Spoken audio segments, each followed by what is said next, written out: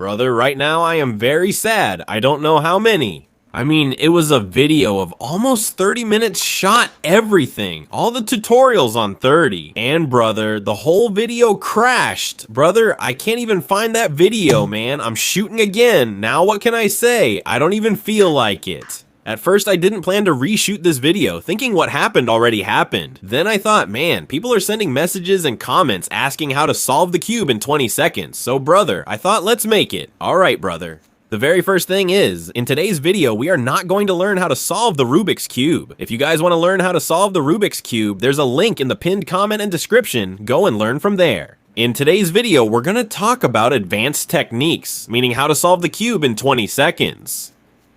Let me tell you first, who among you needs splits?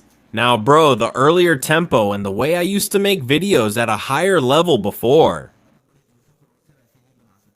But still, I'm ready to give my 100%. To solve the cube in 20 seconds, you need some basic things. Some basic things are required. First of all, I've written splits, okay? And that's this. Suppose that in a Rubik's Cube, there are 3 things. We solve the Rubik's Cube based on 3 things. First is the cross, second is F12, third is the last layer. Suppose cross. You all must be able to solve it in 3 seconds no matter what. How to do it, I'll tell you. F12, F12 must be solved in 10 seconds no matter what. It's written as 10, I'll tell you. How to do it, I'll explain later. Last layer means 2-look orientation of the last layer, or 2-look permutation of the last layer. You only need 2-look orientation of the last layer, or 2-look permutation of the last layer you don't need 1 look at all. We're all talking about 20, we're not going very advanced like sub 15 or sub 10 right now. Okay, so why does it take 4 to 5 seconds with 2-look orientation of the last layer and 2-look permutation of the last layer but 7 seconds otherwise? When it's possible to solve the last layer, then why does it take 7 seconds? When we add all 3, it becomes 20 seconds. I don't know what to say, 20 seconds. Now, let me tell you honestly in this video, I actually didn't plan to make all 20 tutorials because in the Learn Speedcubing series, we've already uploaded about 10-12 videos. If you guys watch those videos one by one with the things I've explained, you can solve the cube in 15 seconds as well. So what's with the 20 seconds? But still, I thought of making an overview type video to ask you guys what exactly you need. Right now, I'm assuming that you guys already know how to solve the Rubik's Cube, okay? Now, what you guys need to learn first is finger tricks. You'll get the link for that in the description, okay? After that, you guys need to learn 2-look orientation of the last layer and then learn 2-look permutation of the last layer. These are the algorithms for the last layer, and based on these, you can solve the last layer in 4 to 5 seconds. So what's 6 to 7 seconds? 6 to 7 seconds is nothing. If we say we have to solve it in 7 seconds, then 6 to 7 seconds is nothing at all. After that, you guys need to learn advanced cross. You will find all these links line by line in the description. With advanced cross, you can solve it in 1 second. My average for cross is 1 second, and these are the techniques I use. I have revealed all the techniques. So it's 3 seconds. 3 seconds is nothing. You don't need anything for sub 20 except the cross in 3 seconds. And after that, I'm assuming you guys might not know F12, so after advanced cross, you'll learn beginner's F12.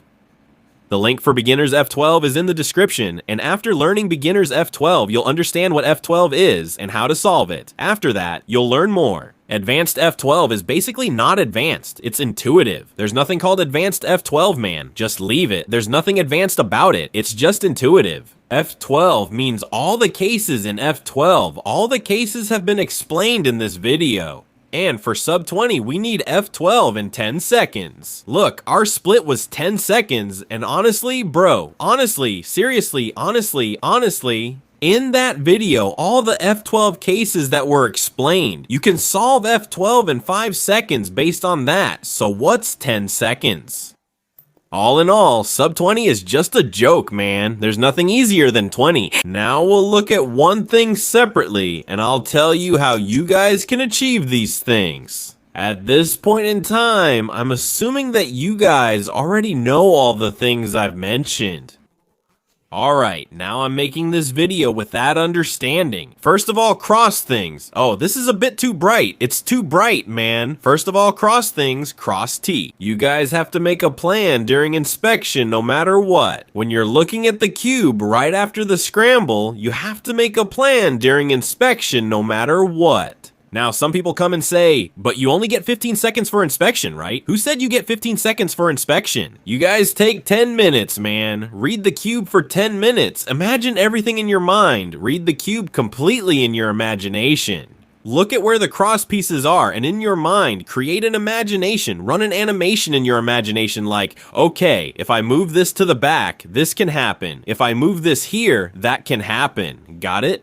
Now, some people say that 15 seconds for inspection is too little, but we're not in a competition right now. We're at home, and at home, no one's rules apply. We can assume that no one's rules matter here. Brother, it's up to us. If we're at home, we can look at the cube for 10 minutes, 20 minutes, half an hour, even an hour. What's the problem? Alright, now how should you plan during inspection? The best thing is that your cross should be made in 8 moves or less every time. Let me clarify one thing here. In cubing, we count this move as one move. This is considered one move. But if we turn the same layer twice, that also counts as 2 moves. We count it as one move. Man, have you ever heard anything more interesting than this? I mean, even one move is just one, and 2 moves of the same layer are also counted as them. What better can I tell you? You have to solve the cross in 8 moves or less, and you have to plan it during inspection. You can learn all this advanced cross from my video. Now, let me show you an example of 8 moves. This one, this one, this one, and this one. So I know I can bring this here in one move, right? I moved this away in one move, that's 2. Inserted this in the 3rd move, that's 3 moves. This is the 5th, and this is the 6th. And my cross is solved here. Oh, it's that easy. And the best tip for the cross is that you should solve the cross in one look, meaning you should be able to solve the cross with your eyes closed in just one look. I don't mean in solves, but when you're practicing, you should solve only the cross every day. Just the cross, but with your eyes closed. How? Let me tell you. Tell your mind. Okay. Plan everything. Now, honestly, my eyes are closed. Just believe me, my eyes are closed, and now I open my eyes, and my cross is done. How did I achieve this? First of all, you can't achieve this on the first day. On the first day, you might not even be able to plan 4 pieces, maybe just 2 pieces. That's fine, plan 2 pieces, but at least try to plan the 3rd one. Maybe after a day or 2, you'll start planning 3 cross pieces, right? Then keep practicing with 3, and one day, maybe even in a week, you'll be able to plan all 4 pieces. During inspection itself, after that, move towards blindfolded solving. Solve the cross with your eyes closed as much as you can. What will happen with this is that your cross will become so polished, so refined, that you'll reach the level of advanced cross. And then, what's left of 3 seconds, the person who can solve the cross with their eyes closed, because if your eyes are open, somewhere or the other, even if we plan the entire cross, we still end up looking at the cross somewhere. But if your eyes are closed, just think about it, man. Who would you look at then? Once you reach that level, you guys can become masters of the cross, so solving the cross in 3 seconds is nothing. We'll look at a couple of examples of the cross, and after that, we'll talk about the last layer, and in the end, we'll talk about the after all, color scheme. You know, in the advanced cross tutorial, I explained the color scheme to you guys in a really funny way, right? Or Gober. Gober means green, orange, blue, red, Gober. So I know that red comes on the right side because Gober are red and then a new cycle starts. G for green. So I know that orange comes to the right of green. So what I'll do is first I'll move red to the back because after red comes green. While inserting green, I'll also insert this orange like this. And in the end, this one is left. All 3 are now according to the correct color scheme.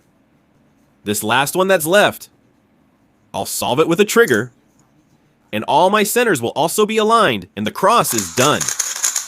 Bro, I've already discussed all these things in the advanced cross video. Man, I tried to make a bit of a difficult scramble. Anyway, bro, this scramble looks a bit better. I know. And the relation between orange and green is that orange comes to the right of green. So if I insert green and align it with its centerpiece, and before aligning orange, I move it to the side once, both of mine are correct. Now I'll do 1 rotation, and now while inserting blue, I'll also insert red. Bro, write this on the wall, bro. No matter what happens, bro. You shouldn't take more than one rotation in the cross. If you guys are taking more than one rotation in the cross, it means there's some mistake somewhere in your solution. Bro, you're doing something weird. Now it's time for the last layer, and our goal is to solve the last layer in 6 seconds.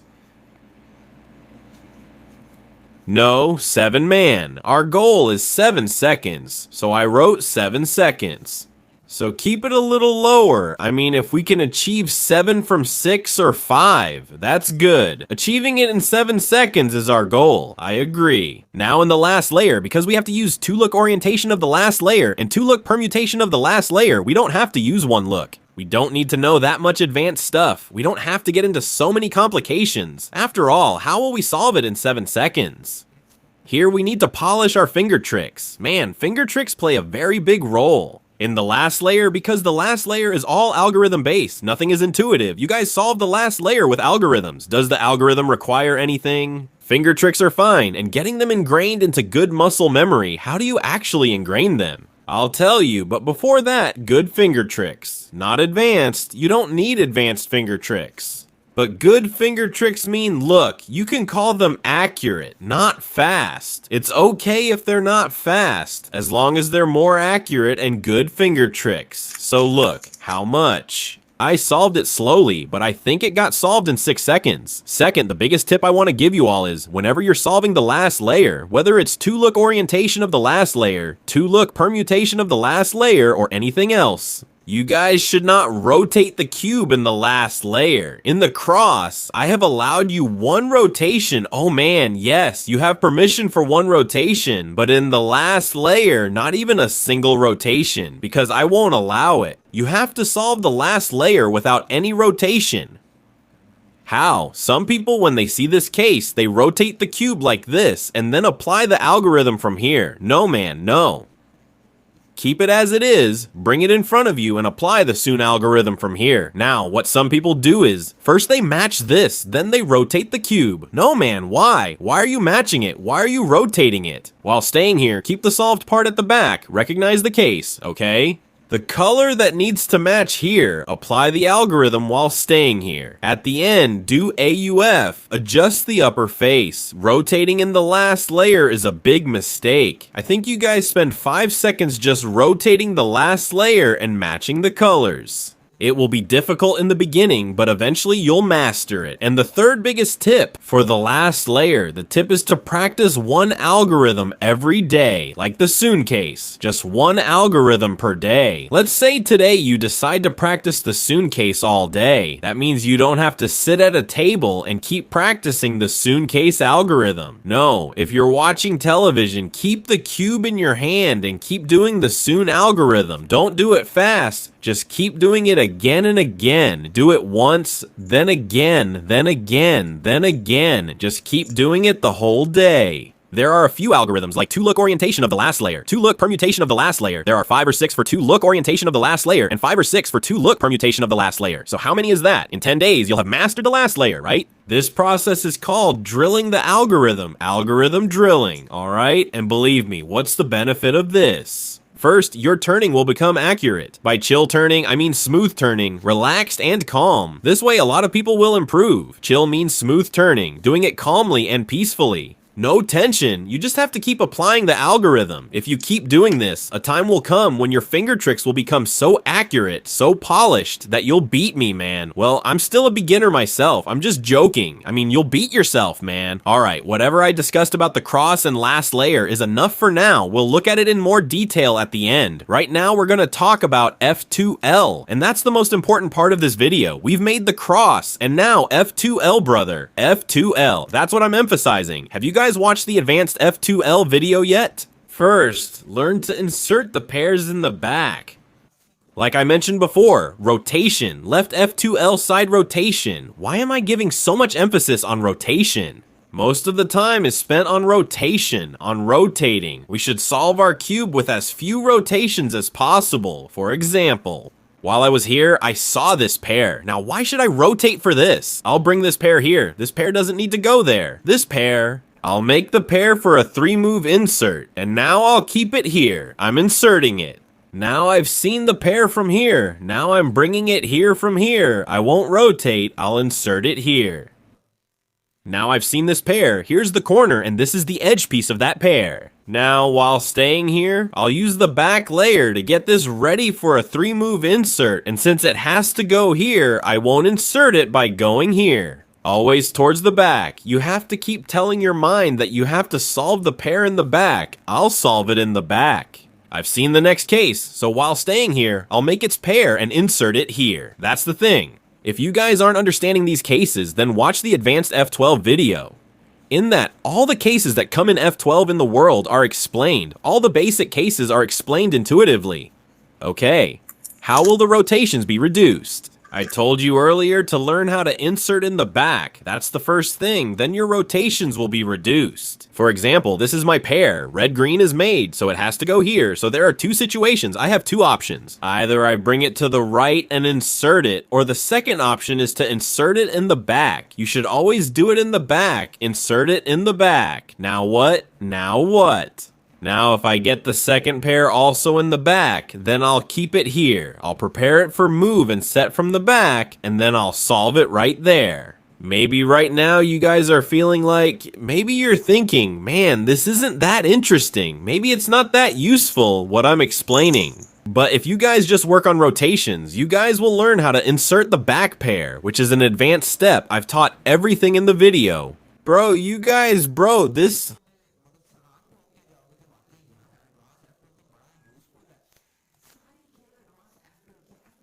This is the most important part for us, because there was one more thing I had to tell you. In the cross, I said you can take one route, try not to take it, but if you have to, just take one. In the last layer, you guys shouldn't do even a single rotation. In F12 and F12, you should never rotate the B cube more than 3 times. If you guys are rotating, then look for another pair. Think that yes, this pair can be solved with fewer rotations. And now, the most important thing in this video is to solve without thinking. Solve it without overthinking. Like when you see this pair, maybe you guys get confused about which case this is and how to solve it. But when I see it, do you know what I do? I solve it without thinking. I saw it, and I solved it without thinking. I saw this last layer case, and I solved it without thinking. I saw this last layer case, and I started solving it without thinking. I didn't even think about it. Let me tell you, I saw this case, and I'm solving the cube without thinking. Right now, I'm just looking at the case, and my hands are moving automatically. How will this happen, man? How will this happen, man? This will only happen after a lot of solves, man. You guys will say, man. If we keep doing the same thing again and again while solving, then how is this possible? Let me tell you how. So when you solve it, that click comes in front of you and you keep reducing its recognition time. How? Let me tell you. Maybe you don't understand what I'm saying right now. For example, this is a case. You learned this case today, just now, so you'll take time to recognize it. That means this is how it's solved, and then it's inserted after that. But when you solve this case again and again, the recognition time, the time it takes to recognize it, will decrease. And as your recognition time decreases, your turns per second or turns per second will increase. That means how many times you can turn the cube in 1 second. Everyone has their own speed, but as your recognition time goes down, your turns per second will go up. And when both of these things come together, oh brother, you'll become a master of F12. Understand this theory. We already covered all the cases and learned them practically in the previous video, so whenever you look at the last layer, your hands should automatically move, like, okay, this is that algorithm, this is that algorithm. You shouldn't have to think about how it's done. In the beginning, you will have to think, that's normal, but as you keep solving more and more, you'll get it, man. And now, in this video, I want to tell you guys about a schedule. In the previous video, I wrote everything down and showed it, so you'll get everything written out. I don't know the spelling of practice, man, whether it's correct or not. Oh man, all 20, man. All 20, that's what we need. I wrote 30, man. Have I gone crazy? Okay, man, it's a 30-day schedule. Break the timer for the daily 200 salt untimed. Break the timer. No, just throw away the timer. You don't need the timer at all. The timer is useless. There's no such thing as a timer. For 30 days, you have to solve without a timer. 200 solves every day. After 30 days, you can start solving with a timer. After 30 days, 200 solves every day. After that, you will comment yourself and write, "Thank you, Hasnain Pai. You really are a great person, and you explained it so well, and we followed your strategy, and today we all got 20. You will comment this yourself."